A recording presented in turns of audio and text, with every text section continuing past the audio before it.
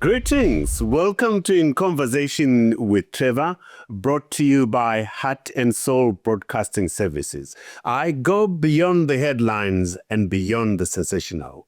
Today I'm in conversation with Gift Ostallos Siziba, activist and human rights defender. If you enjoy this conversation, remember to subscribe, to like, and to share. Let's get down to some work.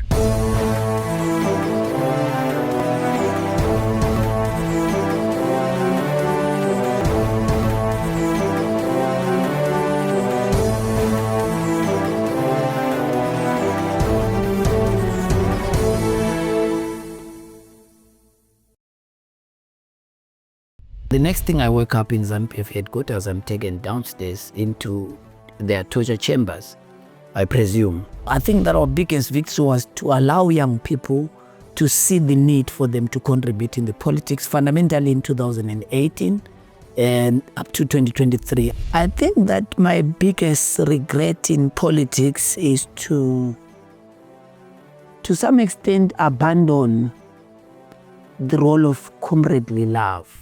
Gift Ostallos Siziba, welcome to In Conversation with Trevor. Thank you very much, Trevor, for hosting me. I am delighted to have you here. I'm always fascinated by young people like you who choose to go into politics. You've been detained, arrested.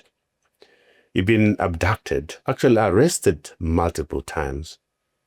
And has it been worth it? Thank you very much. I think it has been worth it. When we came into politics, when we were student leaders at the University of Zimbabwe, the first thing that the union teaches you is about the struggle and the necessary commitments that are needed, and that so much depend on the fight for freedom and democracy in any society at any historic moment. So I think that it's been worth it. It is worth it because what is life without a legacy? Those that have been captured by history, those that have gone into annals of history of our society, the continent and the world, are people who dared to challenge the status quo ante for the sake of progress of society. So I think that in the smallest way possible, we've contributed to the discourse of the politics of our country and the future for our own children. So I think that it is worth it. So what vision of Zimbabwe are you fighting for? The vision that makes you ready to endure the abductions, the arrest, and the suffering. Paint to us the vision of Zimbabwe that you're fighting for. No, thanks very much, Comrade Trevor. I think that for us and for me in particular, two things are very critical. I think that our struggle is about the fulfillment of the liberation dream. And the way we philosophize the liberation struggle was centered fundamental on two things. One, the will of the people to be realized, the right for Black people to choose leaders of their choice. And that even captured in our own constitution is one of the sacrosanct rights. Universal suffrage, they would call it in the liberation trenches. And it's said, of course, that we're still fighting for that because the lifting of the Union Jack was supposed to signal that Black people now are able to choose leaders of their choice. But also, philosophers inform us that this is what gives mandate to those that govern, legitimacy, what philosophers call a social contract, the relationship between those who govern, those that are being governed. So that to us is the first and most important thing. Secondly, for me, is the issue of the economy, transformation, so that people live better. I don't think that ordinary Zimbabweans and the oppressed world over are fighting for anything fundamentally utopian. They just want clean water. They just want to go to school. They just want to find medicine in hospitals, just to live better.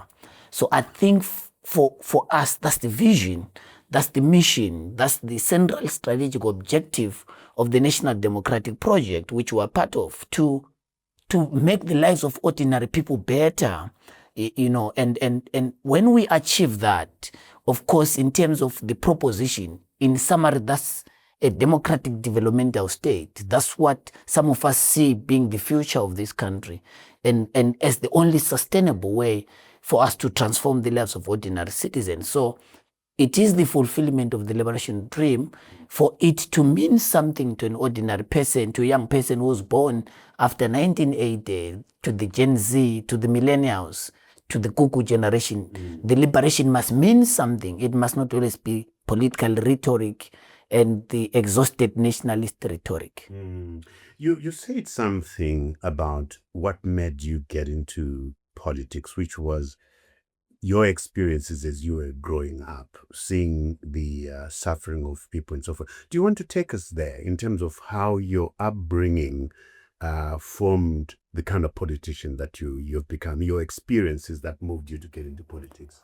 Thank you very much. I think that I grew up in Chabalala. That's where I was born. And obviously, you get to live the realities of poverty, the brokenness of our society, the struggles of 2008 when I was in high school.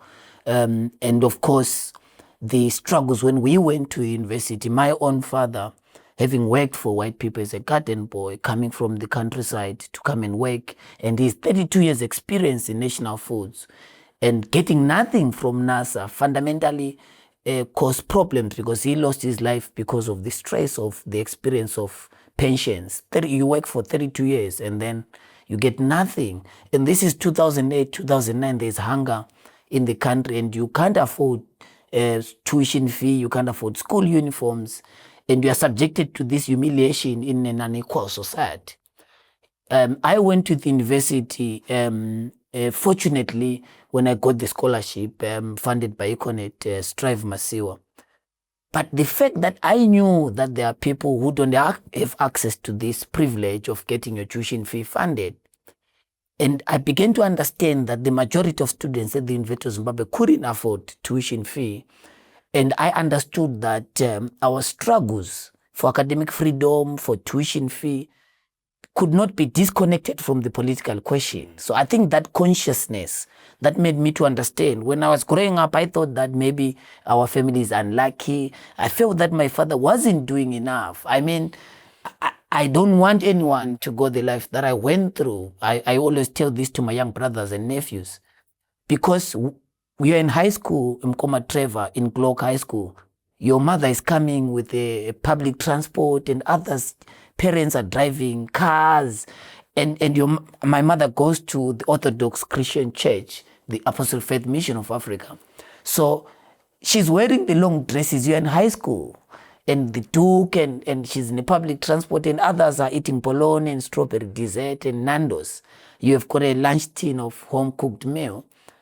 And so all this inequality in society was striking me personally, to the extent that I knew that no one should be subjected to this kind of life. You know what I like? I'm going to stop you there, because I'm laughing because it's as if you're telling my story. My father was a cook, cooked for white people. My mother was a maid. And I blamed my father also for not doing it. The fact that I looked at other people's fathers driving cars and my father wasn't driving. And I'm like, Christmas comes, the big thing when we grew up, Christmas was about new clothes and new stuff. We were walking barefoot. So I blamed my father because I didn't understand the economic circumstances. Instead of blaming the government then, but I was too small to understand these things. You see where I'm going? Precisely. Because I hear you also saying you thought your father wasn't. Precisely. I mean, you have this feeling, and I think that's why political consciousness and political education is important in society, and it answers why when we were student leaders, we used to read, the Communist Manifesto. And we knew then when we were students that it is the most banned, political literature. And it's not by accident, because you see the suppression that happens in institutions of higher learning, in the media space, in all the sectors of society. Governments world over try to suppress, and people's access to necessary political literature, because they don't want you to realize that your own problems are linked to the national, political questions of the day. Unpack to us perhaps the most painful moments as far as torture, abduction is concerned. Share with us some of those moments that you endured that the public might not be aware of, those dark moments that are part of the course of fighting the struggle. So in 2016, I was supposed to be part and parcel of a bridal team in my church on Saturday in Bulawayo. Then I came to Harare because we're part and parcel of the National Elections Reform Campaign Program. And most of our activists in Tajamuka had been arrested, and this flag and this gown. So when I was now going back to find public transport to go back to the city on a Friday, I was followed and then I got abducted because the demo was sanctioned and all those kind of problems in our country. This is 2016. And then these people put me in a sack, and then they closed, and we're just roving around. They're beating me up anywhere, and I'm in the car and my head is down. Then the next thing I wake up in ZANU-PF headquarters, I'm taken downstairs into their torture chambers, I presume. And obviously you are petrified. I got terrified, and I realized, clearly that probably this is my last moment with my life. And two things were very important to me, Mkoma Trevor. The first one was the grounding that had happened to me in terms of my political consciousness building, because it prepared me to understand that I must conquer the fear of death, because you're seeing blood, people are torturing you. They're beating you up. And you can no longer feel the pain. There was this one old man who realized that everywhere in my body had been beaten up and blood was all over. He just started to step on my toes, just that, asking me, you guys, regime change and all those things. What do they want? They were asking who's funding the political activism and why we do what we do. And by then I couldn't answer. I was beaten all over. And I knew that these people are going to kill me. So I had conquered that fear of death. I was no longer feeling any pain. But also I felt for them. When you are closer to death, you feel for the person who's actually persecuting you. Because I knew that this old man is damaged, because he was reciting his experience in the war, that my friends died. Do you guys want to undermine the death of my own friends and my comrades? So I understood that this is a person we must also be fighting for, to rescue him from this rut of confusion and misunderstanding that the democratization struggle is a fulfillment, not an aberration of the liberation project. Because if you listen to them today, the war veterans, they're now realizing that they've been an albatross to exactly what they want to struggle about. So for me... At that particular moment, Siziba, is there no moment where you say to yourself, you regret what you're doing? Is there no moment when you feel like hopelessness and so forth? It can't be easy in that space. When you're a revolutionary, I was trained by the International Socialist Organization, and I must acknowledge its role in grounding us to conquer that fear, because I saw my name in the annals of history of our own struggles. I knew that it is a significant contribution I've made, but I saw your newspapers, which we consider progressive. I saw them writing my story in terms of what I'd written down, my views about the politics of our country, and how I've died in the enemy's lines. So I felt it that I've done something for my country, and these people are killing me because of that belief. Because I had the conviction, I had no doubt in my mind, Mkoma Trevor, that I've died for the right thing. I knew it. So you were envisioning yourself dead, is that what you're saying? Yeah, and I knew that somehow, Magaisa was very prominent at the time. Yeah. On Twitter, I knew that Magaisa would write something about how student leaders and young activists contributed to the final coffin in Mugabe's political career, because we were at the pinnacle of pushing Mugabe in 2016. So I considered myself at Whoopi, maybe some of the underrated contributors to the struggle to dislodge more than 3 decades of Mugabe's misrule. So I was in a safe space in my convictions. You've spoken about the struggle, or rather at your farewell, correct me if I'm wrong here, to the youth assembly. You said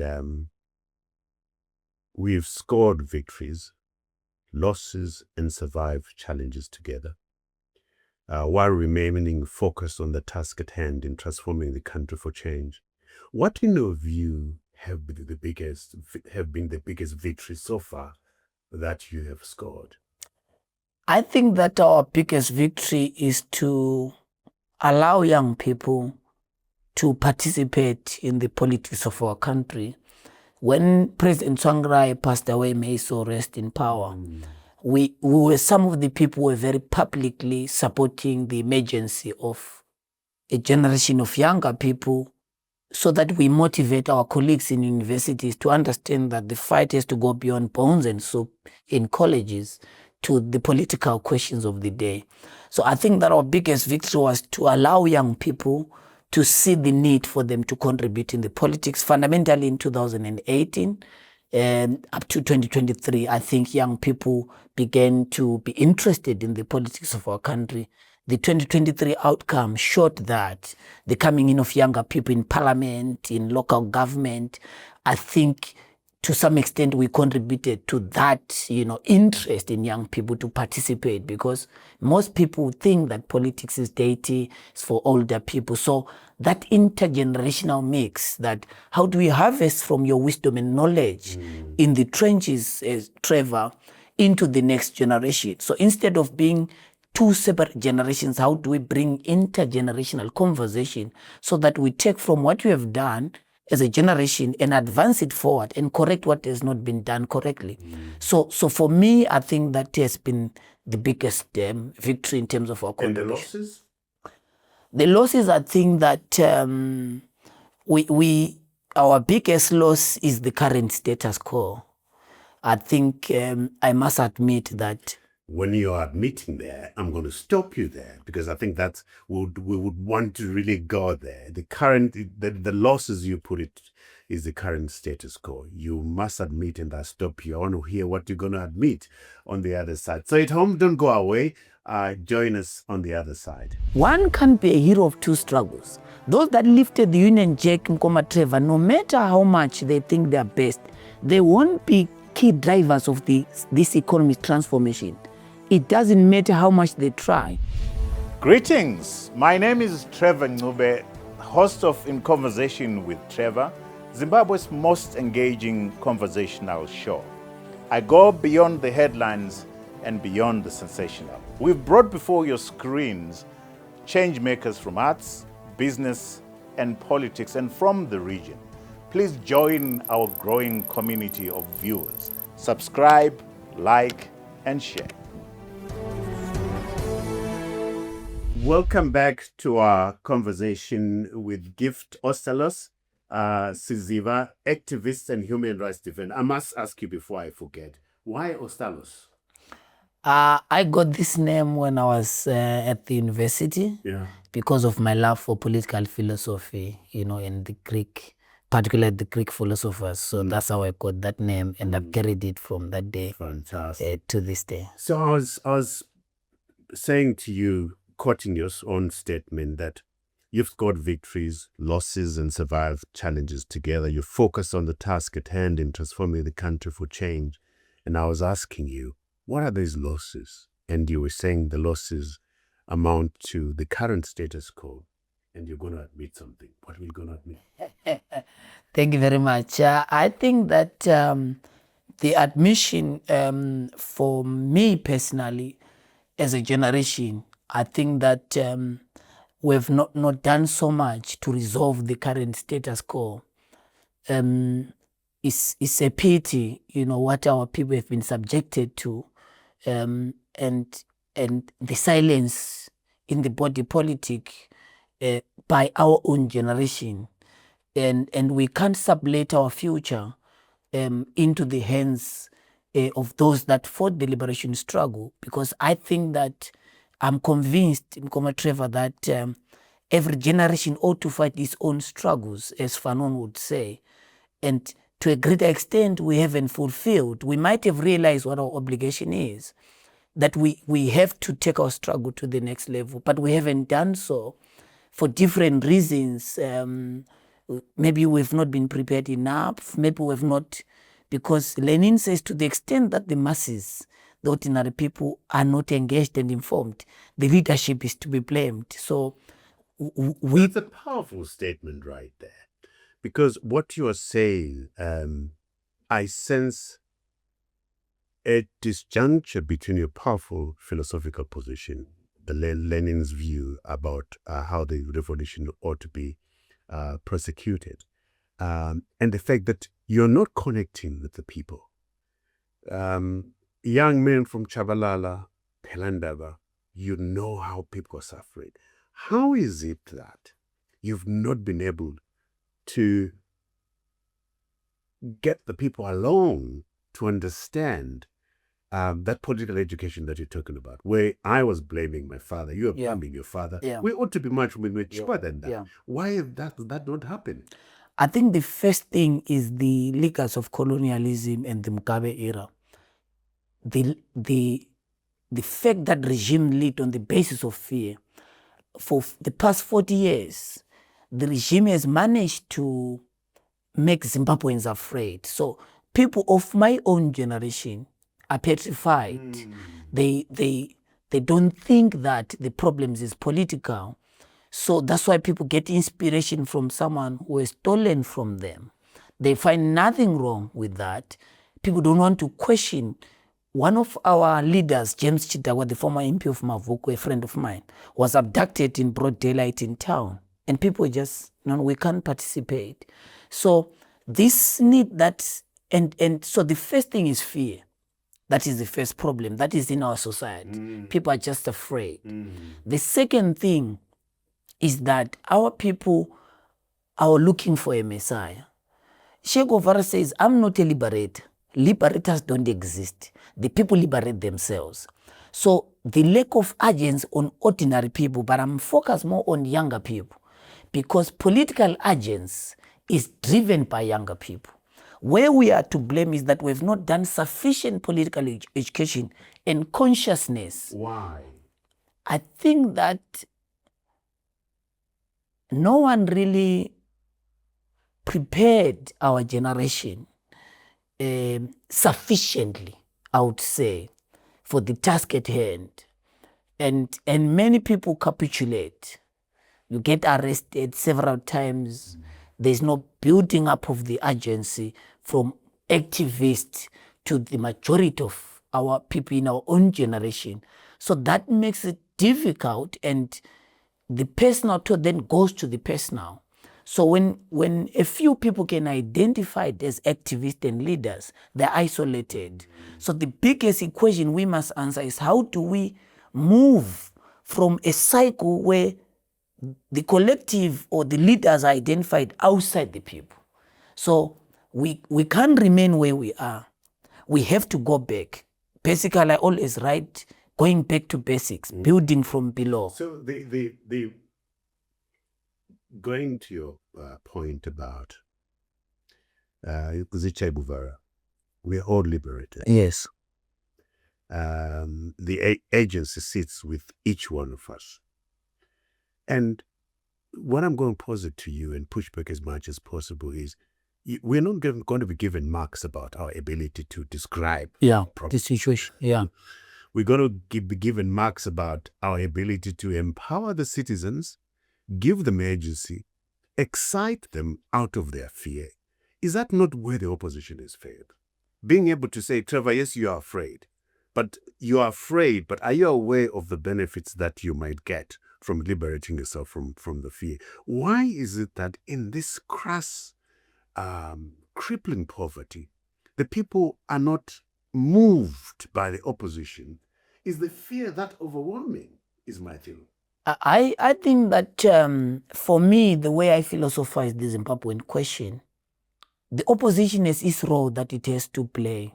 And when some of us are there, try to the best of our ability to play our role in the opposition, the decay in the politics, the assault that Zimbabwe has faced goes beyond political parties. If you look at how civil society has been destroyed through the PVO bill, trinkets and trappings, people being forced, being manipulated. If you look at how the media in this country has been collapsed and the entire body politic. So it's a complete overhaul of society. And those that have done so really studied how they want to successfully destroy the fabric of our society. So they knew that everything must collapse. Look at the assault in the constitution itself. That's one. Look at the assault in parliament. How does parliament get reduced to be what it is today? So it was not by accident. Forget these people that you see having been counted responsible. Someone orchestrated the assault on the values and the pillars of the very fabric of our constitutional democracy. Let's destroy parliament. Look at what's happening in the cities. Let's destroy these centers of livelihood for ordinary people, for them to access the basic services. So that they depend on us. So no one has been spared. If you are in media and you are progressive, you can account to the assault that you have suffered. If you are in political parties, if you are in public space, in the academy, we're describing the situation. How do we fix this? I think that the first thing that must happen is that we have to acknowledge that we have a crisis. Political parties like where we belong must acknowledge. The progressive forces in September 1999, what convened to give birth to the movement for democratic change was not members of the political party. It was the members of the democratic contingent, which is the progressive forces, students, civic society, the church, workers, and so forth. So the progressive forces in the country must first acknowledge that the present is holding the future in suffocation. And when we acknowledge that, we'll be able to then say, how do we exit from the crisis? The convergence is important, and we've said that in our political organization, because convergence will allow us to come up with a collective way forward and rescue program of action for Zimbabwe. Because when people continue to operate in their own little silos, they get victimized and these problems continue, the status quo ante will continue. So I think personally as an individual that we're in a point where convergence must be so that we agree. What do journalists say is the problem? What do political activists say is the problem? What does the church, the civic society, women, groups, the vendors, unemployed young people, what do they say is the problem? So that when we agree, we can then agree on how do we exit from where we are. Because the people that have oppressed our country are accountable, and they are not... 5, 10, 11 exactly people. The point. So what I'm, correct me if I'm wrong here, what I'm hearing you saying is, let's all admit we failed. Let's all admit and honor to our mistakes. Push back as much as you want. We've made mistakes in the opposition as journalists and so forth. And I'm taken to your point of the old man beating you up, who is saying to you, what are you trying to do? How do you get to that man to say, no, actually what I'm doing is I'm fighting for you. I'm fighting for you in the army to be paid well. I'm fighting for you in the police force to be paid well, so that this convergence for all Zimbabweans, and I'm going to use your term, okay, we're broken. Yeah. All of us. Yeah. And I keep on saying, anybody right now who says I'm not broken is terribly broken. All of us right now should own up and say, we're messed up. We are all messed up. Let's own this thing. After owning this thing, let's fix it. Do you want to push back? I think that I slightly disagree on ownership of failure, because I think we must own up that we've been assaulted. We must accept that. We must do, when we're in the CCC, we did an audit of the experience in 2023. And one of the things that came out was that we must acknowledge and accept that we've been assaulted and identify the person and the people that have assaulted us. Why am I saying so? Because I don't think that the question lies squarely on saying, Trevor, you didn't do well, or Ostallos, you didn't do well, because you are the men and women in the arena. You're right. These challenges that we faced, very few people will still remain on the arena with the current challenges. By now, if you look at ordinary Zimbabweans, they no longer really expect anything from the government. They now think we can live exclusively outside the state. And that's how broken our country is. So those who have still remained in the arena and said the state must account, I think they're the smallest silent victories that we've remained true to our conviction despite the assault. So for me, the question is first on, we must acknowledge that we've been assaulted, that we've been damaged, that we've been attacked. That's what must happen. But we've remained to the arena and we must celebrate that. And then once we do that, Trevor, I think it will then allow us to use, so two things are problematic, and I don't want to go back to the description of the Zimbabwean problem. The first thing I think is the political culture. We must change our political culture as a nation, because the regime invested for years. Mugabe knew that I must divide people. I must put people in their own stratas. Vendors must not understand the teacher struggles. Teachers must not understand the journalist struggles. Journalists shouldn't understand political activist struggles. So people think it's your struggle, fight. Yeah. So we need to first shut down these compartments and come together. That's the first thing. And understand the force of unity. That's the first thing, as those who are driving transformation in different sectors. The second thing, I think we need to embrace the force of logic. Our politics is not driven by the force of logic. Our political conversation, and Mugabe invested so much to lead our country into a situation where superior logic doesn't matter. And that's why Zimbabweans now then start to look for Messiah, and region has done more damage to the political culture of subcontracting and suppressing the force of logic and its superiority. So I think that's the most important thing. Those two things, the unity of the progressive forces and them understanding that you can't operate in silos. The struggles of teachers should be my struggle, and I must understand it that way. And then I must understand that we must change the nature of political conversation from competition to complementary politics. Cooperation. How do we cooperate? How do we complement? Because that will bring the war veterans into the conversation. They'll begin to understand that these young people who are talking about democracy are not Western. These are patriotic Zimbabweans.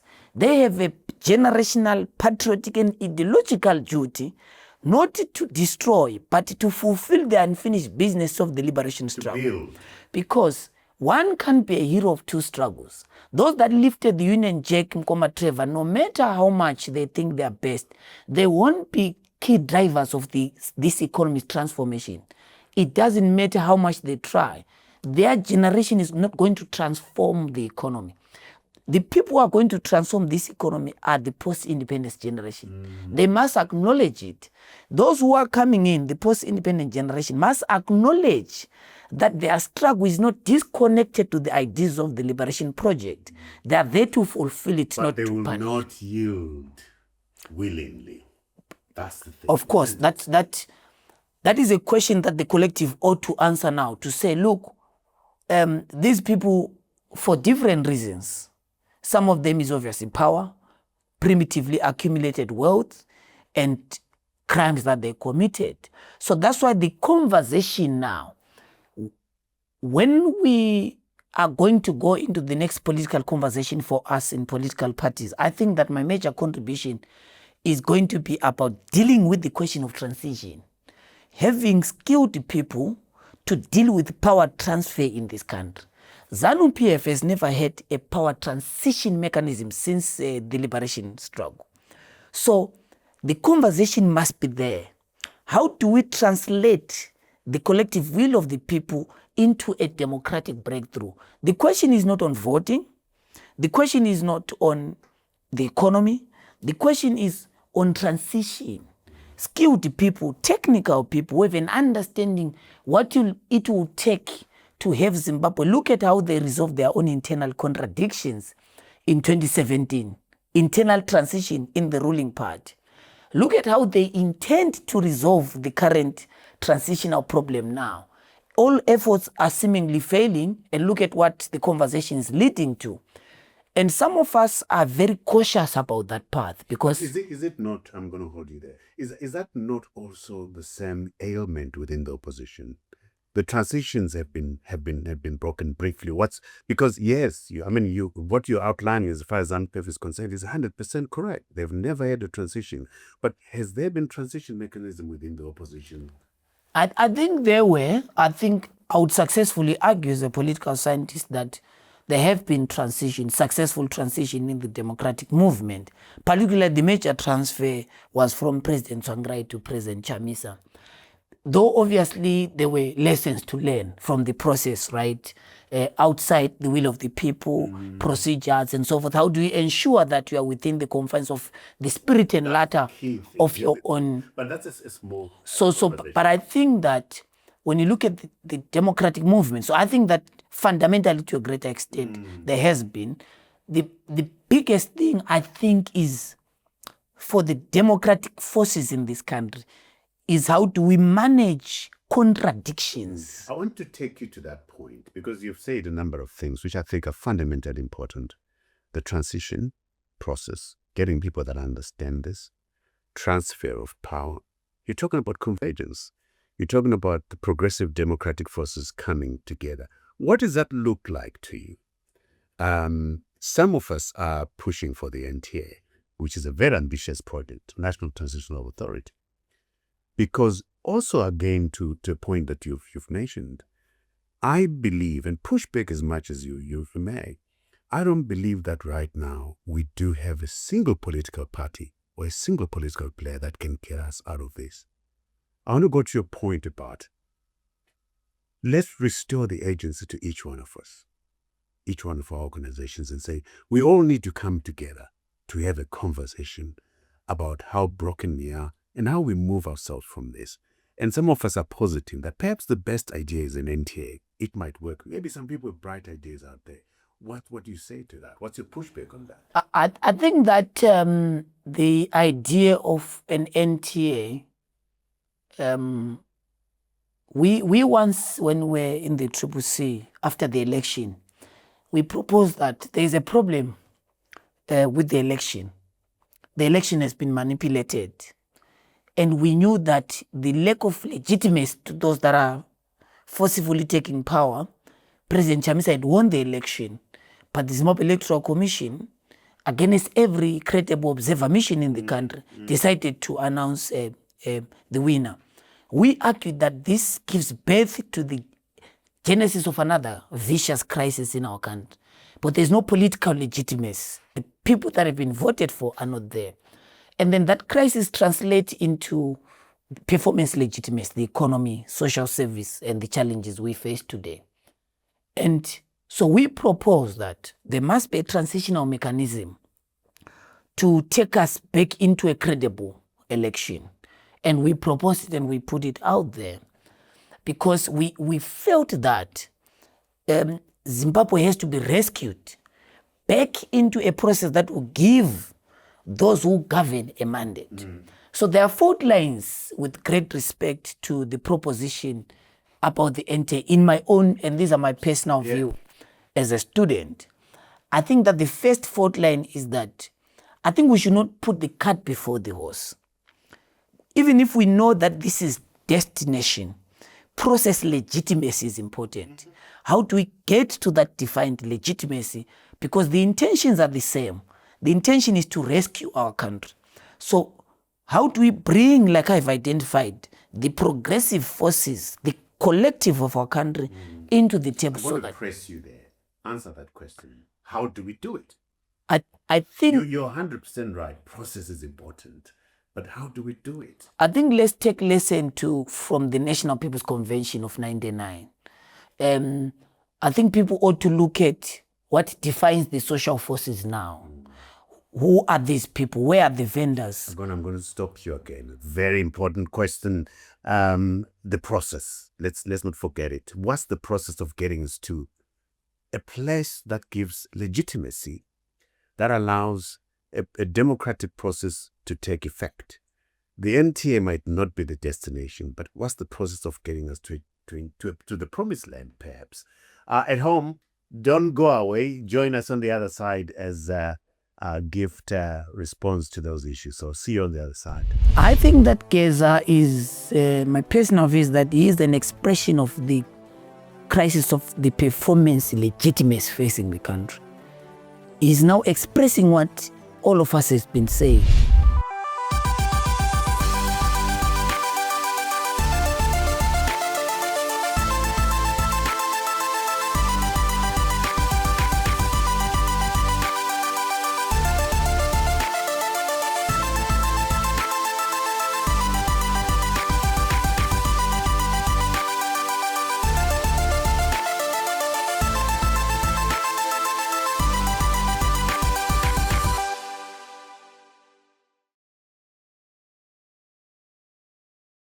Welcome back to our conversation with Gift Ostallos Siziba. Before we go to the huge and perhaps one of the most important points of this conversation, which is your idea of what the transition process ought to be, I want people to understand who you are. So where were you born? So I was born in Chabalala, in Bulawayo. I went to school there in Mahlabezulu Primary School, and then went to Glock High School in the farm school, and then of course came to Harare for the first time when I was admitted at the University of Zimbabwe. How old were you when you first came to Harare? I first came to Harare when I was 19 years. That is in 2012. Yeah. So use that. What did you read at use? I did. My first degree was in political science, and then I did a master's in international relations At the university. at the University of Zimbabwe. Yes. Would it be, who were your political science lecturers? Is it Simple as Tole? And unfortunately, Makumbe. Okay. Right. Yeah, Makumbe was one of our major mentors academically. It was a pleasure, of course, to be at the university during his time. And of course, other Masunungure, very critical, a lecturer who guide us in our political philosophy, understanding as intellectuals. So yeah. Were you involved in student politics? Precisely, I led the Students' Union. You did? In 2014. You're the president? Yes, and in up to 2015, I was in the helm of the union, and of course we practiced a lot, of political activism. I was vice president of the student union. Oh, so we share. Wow, Some that's good. Yeah. So the union shaped our understanding of the politics at the university, and of course left to go to the party. I served in the national executive, and then elected of the MDC, and then elected the general secretary of the youth, and then we carried a role which was cut short when I was transitioned into joining the elite organ of the organization, which happened so early. I think it limited some of my youth exuberance, joining the standing committee as the deputy to Fadzai, a fantastic boss I had, but obviously meant more responsibility and leaving most of the activism we were doing in this. So we're forced to basically transition and mature faster. Very quick. Because of those redeployment by the party. You did the postgraduate certificate, isn't it, in leading nonviolent movements, and you also did something with the John F. Kennedy School. Yeah. So you've continued to do some schooling. Talk to me about that. Yeah, I think it has been important because I came from the radical left as a Marxist. And one of our beliefs was that the radical left, because they say if you're a radical left after 40, there's something wrong with you. You're still a radical left? I'm on the center of the left now because of the movement's ideological. So you've also been. I've moved to the center. I'm convinced that we have to remain at the center. Obviously, I wouldn't go to the right. I don't think there are solutions for the oppressed on the right. I think that the left and the center have to continue their struggles. So because I was grounded by radical left politics in the international socialist organization. I'll stop you there. Is there no place for pragmatism in politics? Is there no place for shelling off the right and the left and being in a space that says, I'm here to do good by the people, and what works for the people and is ethical and principled, that's what I'm going to do? I think social democratic values are precisely a negotiation of the understanding that being in the extreme left might not be sustainable to transform the material realities of our people in the now. And then the understanding that there are some good elements from the right, particularly around how to build strong institutions, how do we maintain some of the rights, for example, to private property, as it were. So it's a negotiation where we are. The democratic developmental state, that idea that we believe in, that the future of this country can only be because private capital is very good in making profit. But it's not good in redistributing it. So the state must continue playing a regulatory role. So some of us are convinced that the future of the African continent, and Zimbabwe in particular, is going to be on the center left, social democratic, a developmental state, because industrialization is going to be our driving force into the future as we get to govern this country. So to industrialize, state will play a very critical role. But now, we must build the capacity of the state. We must not leave the state in its Marxist form. We must build the capacity of the state to have strong institutions, for example, the fight against leakages, corruption, and so forth. So I think that the center-left, a developmental state, is the practical way because it negotiates both the interest of the right and the left. Yeah, I like the negotiating thing because I think actually my experience is, as I have grown up, I have negotiated with myself, realizing what works and what doesn't. Precisely. I used to teach history of economic thought, socialist economic thought at University of Zimbabwe. I used to be a leftist. Yeah. I have moved from being a leftist to more, center left, because I see that there's certain things that are not workable as a radical, and certain things that are not workable as a right-wing capitalist, as it were. So you come in the middle. So talk to me about how you have grown from being a student activist to a politician to somebody now you've been promoted to the organs of a key opposition political party. How have you grown as an individual and a politician? I think that the first and most important thing is ideological grounding. Because the major problem, as we philosophize it of Zimbabwe right now, is that we're the ruling class without ruling ideas. So for me, the process of ideation is important. To continue investing on thought leadership and ideological analytical lenses to society's problems. So that's the first and most important thing. I'm doing my PhD now and I'm trying to interrogate some of these contradictions in the emergence of younger people with the University of Free State. Okay. So I think that the continuous search of knowledge and ideas is very, very important because our country right now is led by people that are ideologically vacuous and that have no idea of where we are going, but more important about where we are coming from. It's a very indictment on the liberation project, but that's the reality. Those that are dominating the state now, there's no governing philosophy. There's no idea. What is it that informs Ntuli's policies? That's why he goes to the right, Mutsonga goes to the left. So these contradictions and confusion is the reason why the growth for us, and for me in particular, is ideation. Not to abandon the continuous search of knowledge and ideas. Secondly, I think that two things are fundamentally important: character and integrity. It lacks in our body politic.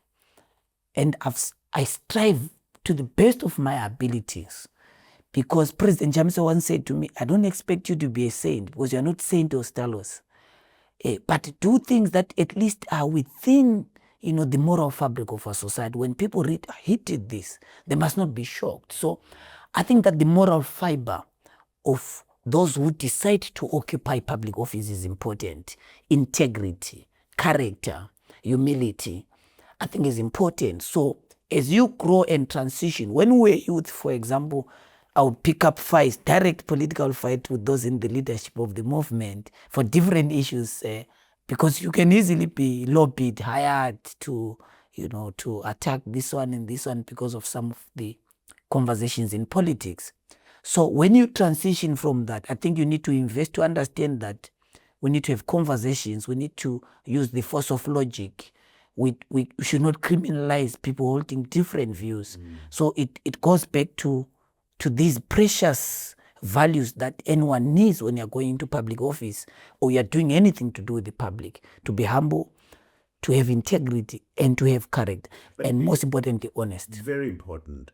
But I want to pause it and push back as much as possible. That the issue of the absence of character and integrity affects the entire political ecosystem in Zimbabwe.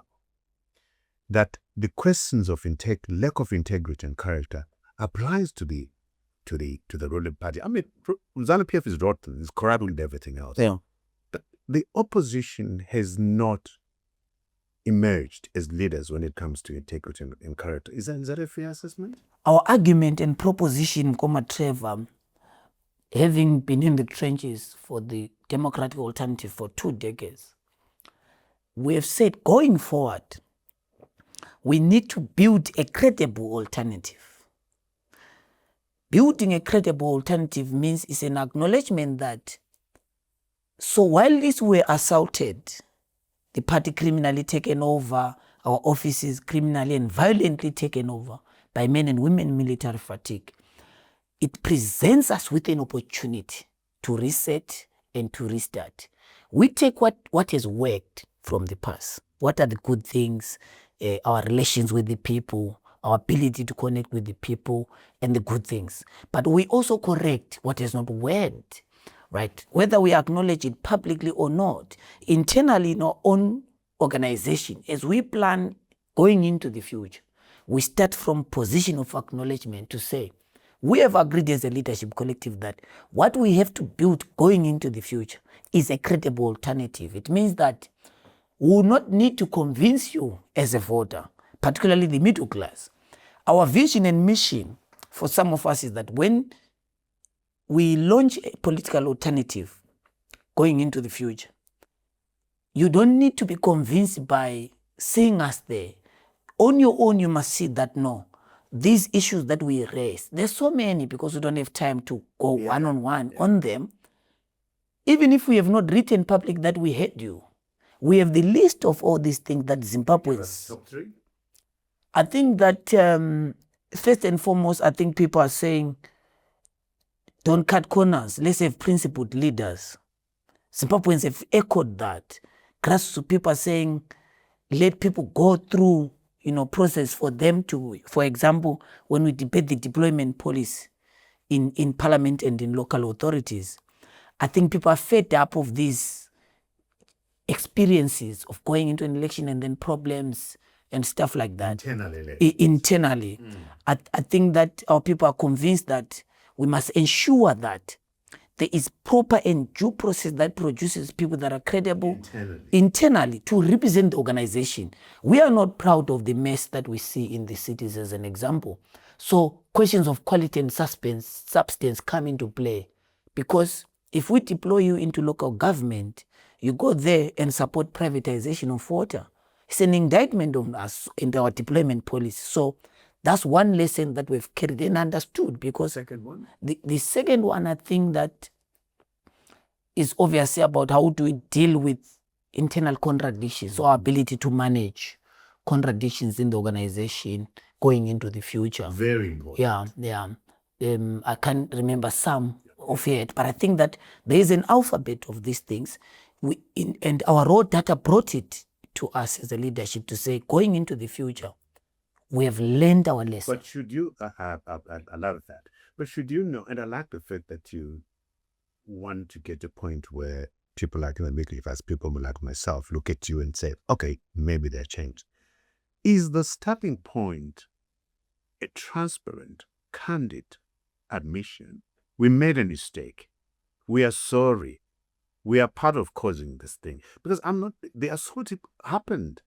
But the opposition participated in the assault by not behaving like an opposition. Okay?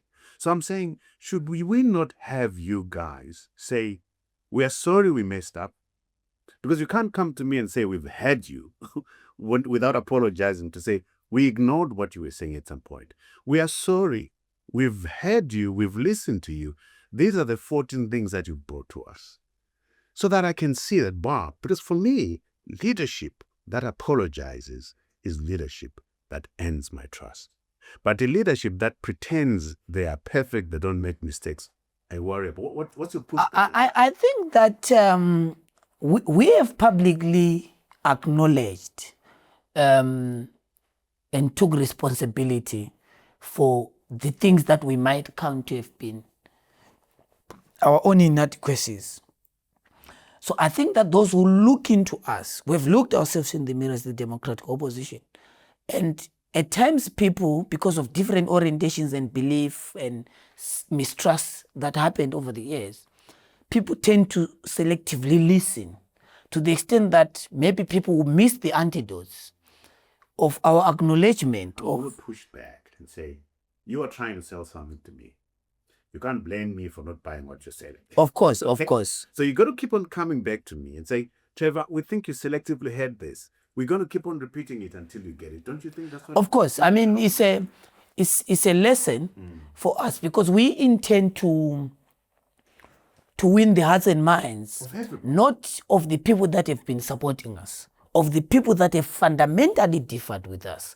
That's our objective. That's why we're talking about building a credible alternative. And it can't be credible until and unless those that hold different opinions with us might continue holding them, but acknowledge of the huge potential that the democratic alternative holds in its ability to bring a democratic breakthrough. So definitely, I mean, there will be investment in that kind of conversation and the intention to use the force of logic and its superiority for people to understand where we're coming from and where we intend to go. Because at the end of the day, this struggle we are prosecuting is not about ourselves. It's about the men and women who have put trust into our responsibility to transform their lives. Absolutely. I've admired your loyalty to Nelson Chamisa. Talk to me about what it is about his leadership that makes you so loyal to him. Thank you very much. I think that the first thing is that President Chamisa is one person who has offered himself to mentor the next generation of leaders in our country. When he became the president of the party, the first thing he did was to open a platform, which is a bit private, for party activists, but then continue to engage other young people. Number two, his ability to be able to connect with people regardless of their race, their tribe, their ethnicity. Our politics had previously been poisoned. I come from Matebeleland, and anyone would have expected that President Chamisa would not say we cannot mentor young people based on the fact that we have differences in ethnicity. But his ability to open his mind to younger people, regardless of where they are coming from, without shared historical experiences, and say, I offer myself to train you so that you young boys and young girls can become better leaders for the country. That's one. And number two, I think that politics requires a certain ability to commit to the struggle. Our politics has a lot of challenges. Those who have been in politics will tell you, have the smallest experience in the struggle. But these few years I've learned the toughness of the politics. But to remain true to the cause, just to remain there, that to remain on the arena. And most importantly, I think that President Chamisa's ability and work ethic. We went with President Chamisa and we got tired in some of the rallies. We're doing 3 rallies a day, and we asked ourselves, how does this man survive? His ability to, we have to push, we have to work. These people, our future depends on this. So for me, it's the work ethic, it's the commitment, it's the love to to not limit oneself just to themselves, but to others. How do we make others become part and parcel, particularly for us who were younger, who came into the struggle? We're not there in 99. We identify with it, but we're not physically there. And we felt that we might be left out on the basis that we have no ownership of the big genesis of the democratic movement. So to be allowed, to be mentored, to be corrected, to be trained, because we needed a leader also who had patience with us. Yeah. We're not perfect. So that art of perfecting the next generation. And lastly, I think the ability to understand that you can't be a steward if you're not prepared to be a disciple. So discipleship has been taught for us to understand that you have to know that stewards don't start as stewards. They start as disciples. They ought to be trained. Have you ever disagreed with him on anything? Several times. And how do you handle those? I think that that's one untold experience about President Chamisa. He allows people to hold different opinions, particularly internal. When I went to the standing committee, I almost bowled out because I was not used to this couch of debate where Gladys is standing up, they say, no, this, and then Uchi, the late Honorable MP, holds another different opinion and stuff like that. I thought that everyone, because I believed in democratic centralism. So I felt that if the president says this, we go. I was in the youth assembly. Then I now go to this platform. They're debating. Someone is saying this, someone is saying that. So there was debate. There was debate and people holding different opinions. At one point in the youth assembly, we had a meeting with the president as the youth. Someone challenged the president in our presence. I was shocked and I was like, this guy. But the president said, no, allow him. What is your point? So, and then I've differed with him on many occasions internally on the program of action. And I've survived. And I've not seen me being punished for holding the different view, because his argument has always been that, look, we must sit in the table, disagree, fight. But when we go out there, we agree. So that's why you see me 99% of my time, I agree. When we went to the by-election, for example, the party resolved that we must go back to the by-election as Triple C. We said, look, but we can't go back as Triple C because this party has been taken over by the regime. We should go in as independent. But the decision of the party after a long debate maintained that we go with Triple C. I went publicly and say, I'll go back to parliament race, to the by-election as Triple C. But I knew my fate and I accepted it. And I said, you have sacrificed us, but you are also testing to what extent can you abide by the internal resolution of the organization. Tell me, do you think you rather own up to one big miscalculation as a politician that you've had? When you look back, what's been your biggest mistake, biggest miscalculation that you regret? I think that my biggest regret in politics is to some extent abandon the role of comradely love in pursuit of individual control. My greatest lesson in the party were not when I was deputy to Fadzai. I think things were flawed. It was designed. I had no problems until this very day when I was put there. But in the youth, I think that's where I learned my lesson the most. And I learned that we shouldn't individualize our struggle. Most of the time I would have political contradictions that are personal. You didn't say this to me, you question this in front of people. And comradely love, you say. Comradely love, I think is the... Please unpack that for me. I mean, that's huge. I think comradely love is the ability to feel for your comrade. That I am because we are. It takes us back to Ubuntu. That as comrade, at all material times, I must understand that whatever contradictions and problem we must have, you are a comrade. We are brought together. You come from Roman Catholic, SDA, FM. What brings us together are not those religious differences. It is the common destiny for Zimbabwe. So how do we able to tolerate each other's weaknesses for the benefit of ordinary people who have put trust on us as a leadership? So for me, comrade love will limit some of our individual excesses as we prosecute our struggle. Interesting. Let's go back to the big question, the transition, the process. How do you see? Because for me, I must put my cards on the table here and say repeat what I've said, which is, I do not see an election under the current circumstances resolving this. There are entrenched interests that will not allow a free and fair election. Let's not fool ourselves. And the rules have been rigged already. Point number one. Point number two, the opposition is in a mess. ZANU-PF is corrupt. It's rotten. We are broken. You've said that and I've said that. We are broken as a society. How do we fix this collective brokenness? The people in the ruling party who want this thing to continue are people that are eating right now, who are getting the contracts, who are close to the president and his family and everything else. There's opposition within ZANU-PF to ZANU-PF. Yeah.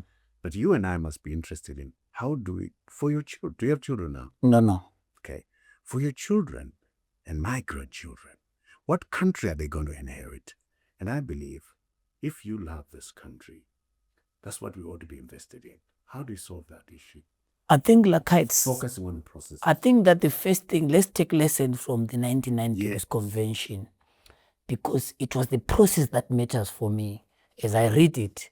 So I think that the first thing is to identify the social forces in the country. Where are the people? Are they in the informal sector? Are they in the profession? Are they in universities? Are they in embassies? Are they in the civic society? Where are the people? That is the question. Sure. Let's locate where the citizens are. Once we locate where the citizens are, we then begin a process of convergence, which is what we propose when we're in the democratic alternative, that we must then foster a process of convergence of these key social and political forces, so that one...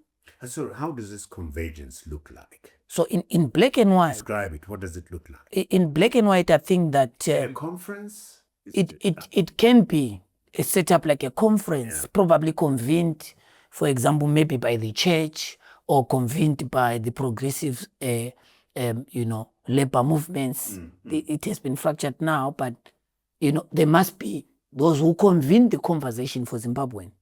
So, because we don't have to start on the end result. Let's start on the conversation so that you define the problem, we define the problem, they define the problem, then we see that, okay, these are points of convergence. When we locate that is what we call the national question. We'll get to agree on the national question. When we agree, we then agree on the program of action that would lead us. We agree that, and we propose at the democratic opposition that, look, we have to take our country back to legitimacy. That is into a free and fair election. But like you say, under the circumstances, it is difficult and outright impossible. So to do that, we then propose that the mechanism that must be there is a mechanism that will allow Zimbabweans to talk, Zimbabwe to look back, and Zimbabwe to look into the future. Once we look into the future, we're able to say, this is the common destiny. That becomes the vision for Zimbabwe. Right now, we don't know where we are going. A few would know where we are coming from, but majority have no idea. How long do you see this process happening? Because we are in 2025. Constitutionally, there should be an election in 2028. Do you see this process happening before then? If that doesn't happen, you and I know that those that want to grab and run with this thing in 2028 or 2030 will do that. And then we're waiting for another cycle. How long do you see this process take? I personally don't think it must be pivoted in the electoral cycle for obvious reasons. I also believe that it must be centered on what the genesis of the problem. In our movement, we philosophize the problem as the problem of the unresolved question of 2023. That's where we start. But others have to bring where they start in terms of the genesis of the problem. In that way, we'll be able to, I wouldn't know, for example, the hypothetical time frames, but I know that once we find ourselves in that platform and space, some of us will be happy because it doesn't matter how long it is going to take. Nelson Mandela stayed in prison for 21 years. So I don't think that it will matter when we'll get there, but it will give some of us comfort that we have we are now in the genesis of resolving the political question. Because right now, Trevor, our country faces a crisis of uncertainty. And as a political scientist, I can tell you that once there is uncertainty, you face an imminent danger. That's where military interventions come in and unsustainable That's where processes. the desperation, and this is going to be the last question. There's so much I want to talk about. You and I could talk on forever. The Geza conundrum that we face. We have this man called Blessed Geza that nobody's heard about, that suddenly excites the nation, and there's a shutdown that's forever. You have a man called Chabangu that nobody's heard about. I will say in your chair and comes and grabs this thing, and some people, could these things be avoidable? Are we that desperate? I think that Geza is, my personal view is that he is an expression of the crisis of the performance legitimacy facing the country. He is now expressing what all of us have been saying, that there are problems that are political in the country. And he now then represents another section that had been silent on this challenge. When I did a press conference just after the eve of the election, in fact, post the election, I did a press conference and we argued that if we don't resolve this issue, we are going to start seeing it. And we're calling for those who didn't want to participate in the conference that you're going to start seeing this. And Geza is now expressing it in terms of how soldiers are experiencing the crisis, the security sector, the war veterans, members of ZANU-PF. So these have been the silent people when we're defining the crisis. So he's an expression of the song that some of us have been singing about the crisis in the country and the need for leadership. We have a slight difference on what should happen, right? But we have an agreement around the definition of the crisis. So the last question there before we go to books, by the way. We've been going on for a long time. Could the Chabangu thing have been avoided? It as brief as possible. But I think it could be avoided. It could have been avoided.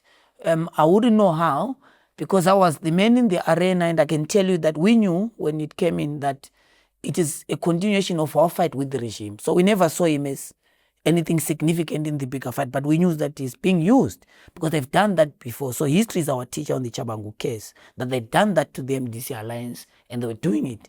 And our crime was that we refused to go into the temple without conditions to join Pollard. That was the fun. So our crime was, one, not to go into Pollard, and secondly, our refusal to go into parliament on the first day. Wow, I would have loved us to go deeper into that.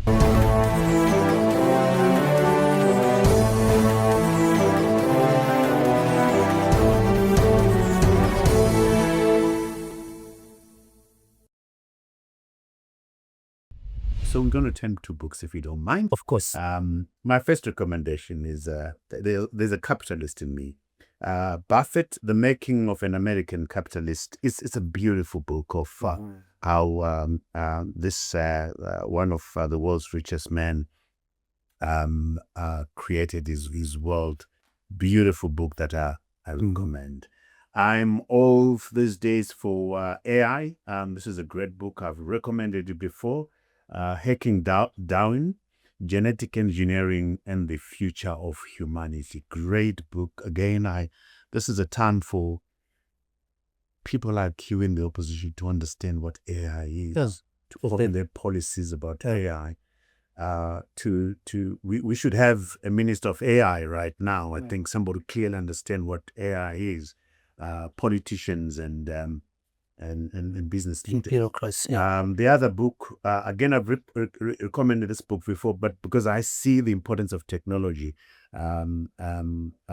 central to where this nation is going, is a book called Life After Google, The Fall of Big Data and the Rise of the Blockchain Economy. What books are you going to recommend? 3 books at least? I know you have a pile, but I just want 3. Okay, thanks. I think and why are you recommending them? Yeah, I think towards a democratic developmental state is important for Zimbabwean readers because by Dr. Kanyenze. Okay. I think Kanyenze, the work by Kanyenze, Debros and others, beginning with Beyond the Enclave up to towards democratic developmental state, I think is very important in where we are, because we want to see how do we rescue Zimbabwe beyond the current mess.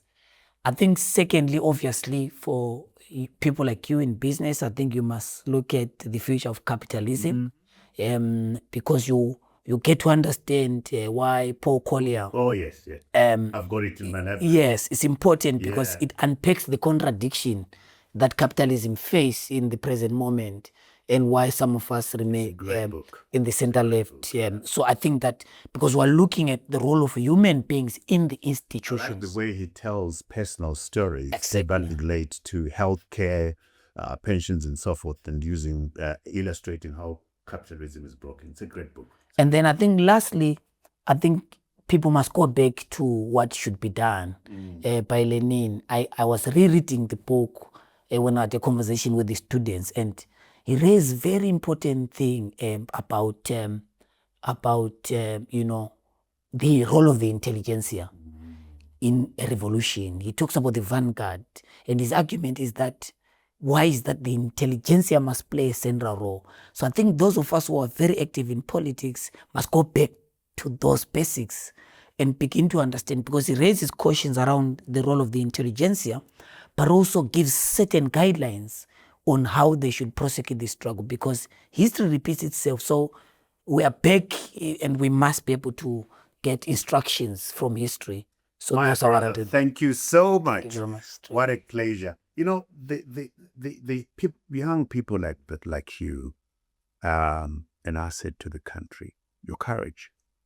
I sense a clarity in thinking, and that's what this nation requires. In opposition, in the ruling party, in business, people who are grounded in values and principles, and not in things, in faiths that come and go. Your courage of standing up and speaking out for the things that you believe in. And I look forward to you and everybody else getting involved in that transition and the convergence that you're talking about. So well done for all that you've done, and looking forward to what Zimbabwe, with your leadership, because some of us are old, with your leadership can do. So thank you so much. Thank you very much. You remain seated then. Allow me to address myself to our viewers who are all over the world. We love the love that we're getting from the diaspora. The diaspora now accounts for over 57% to 60% of our viewership. The biggest market being the UK, Australia, South Africa is pretty huge. Thank you so much for your support. Remember, we are a weekly show. We're out every Monday, 7 a.m. on YouTube. We're big on other platforms. So scroll down to see where else you can view us. We've created a whole website where all our content sit apart from YouTube. You can listen as you wash your cars, as you do your gardens, as you work in the house. We love your comments. Keep them coming. Until next time, cheers to you all.